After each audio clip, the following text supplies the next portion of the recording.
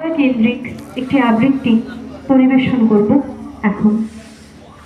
কবি আর্য তীর্থের লেখা বিকর্ণ। যাজ্ঞ শ্রেণীর খুলছে শাড়ি, টানছে ধরে দুঃশাসন। দায়ী ছিল যার গর্জে ওঠার, নিচু মাথায় সে পাঁচজন।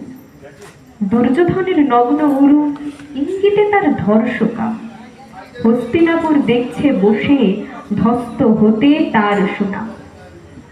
অন্ধরাজা সিংহাসনে আর্ত চেঁচান বৌমাতার। নিজের দলের নির্যাতনে সব রাজা হন নির্বিকার। কর্ণ বসে হাসছে হাহা, রাজার দলের লোক তো সে। শর্তবিহীন সমর্থনে তাবৎ আরাম সুখ বসে।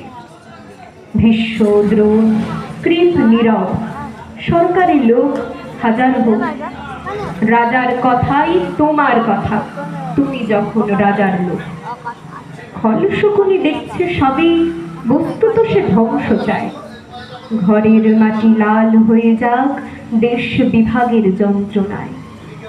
সুশীল সভায় ঘটছে যখন রাজ অপরাধ জঘন্য, ঠিক তখনই তার বিরোধে চেঁচিয়ে ওঠেন বিকর্ণ। বিকর্ণ নন কেউ কেটা লোক, 100 ভাইয়ের একজনা। তেমন করে এর আগে কেউ তার কথাটাই জানত না। যত গৃহে কারেন্নিরা, অন্তত তা নেই লেখা। ভীমকে যখন বিষ খাওয়ালো, তখনও তার নেই দেখা।